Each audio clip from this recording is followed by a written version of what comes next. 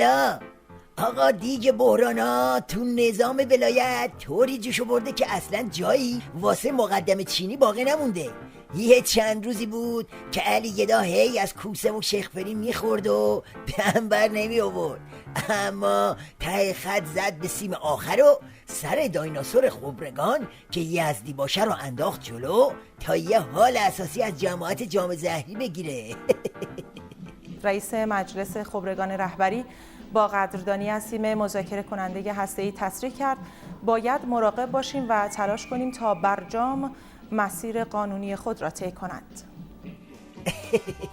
اولشو نرم شروع کرد تا بعد وقتی پا رو میذاره رو گاز حسابی بگازه. یادتونه شیخفری همین چند روز پیش تو کنفرانس مطبوعاتیش گفت لازم نکرده مجلس برجامو تایید کنه. حالا پاسخ علی گدا رو از حلق رئیس خبرگانش بشنوید. مسئله برجام مسیر قانونی خودش رو داره طی میکنه، هم در مجلس مطرحه، چون تعهد داره. باز میخوام جناب رئیس جمهور حضور دارن، لازم نیست امضا باشه، تعهد که باشه اصل قانون اساسی شاملشه و به هر حال تعهدات این طرف هست، تعهدات همون طرف هست. بنابراین این شبهه‌ای که چون امضا در کار نیست مجلس نباید باشه ظاهرا این شبهه نداره. ما یعنی نداریم معدل قانون اساسی که کلمه تعهد وقتی داشته باشه اصل قانون اساسی شاملشه و مجلس حق داره و الان هم مجلس داره بررسی میکنه. در پایان دیگه هرچه مجلس گفت طبیعی است که همه ما تسلیم خوریم. آقا دیگه تو دهنی از این خرکی ترم میشه. حرف آخر رو زد و تمومش کرد دیگه. گفت برجامو میبریم تو مجلس، دلواپسا میریزن سرش، آخرش هم باید هرچی گفتن رو بپذیریم. اولین جفتک رو داشته باشید تا بریم سراغ بعدی. آیت الله یزدی در آغاز 18مین نشست رسمی مجلس خبرگان رهبری همچنین با اشاره به تلاش آمریکا برای ایجاد اختلاف و تفرقه در منطقه به ویژه در عراق، سوریه، یمن و لبنان گفت ما آمریکا را دشمن اصلی خود می‌دانیم، چرا که جنایات سران آنها قابل شمارش نیست.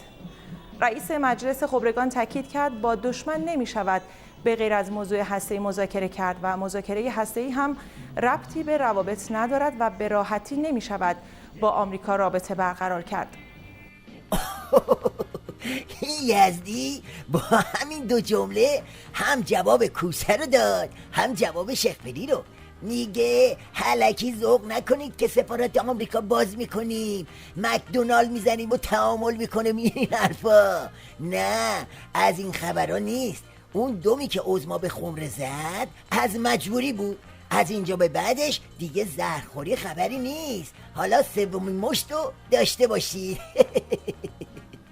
رئیس مجلس خبرگان رهبری در خصوص انتخابات آتی مجلس شورای اسلامی هم گفت در خصوص انتخابات با هیچ کس تعارف نداریم. وزارت کشور مجری و شورای نگهبان ناظر است و نظارت هم استثوابی است. این دیگه تیر خلاص بود. میگه اوهای کوسه الکی شکمتو صابون نبال.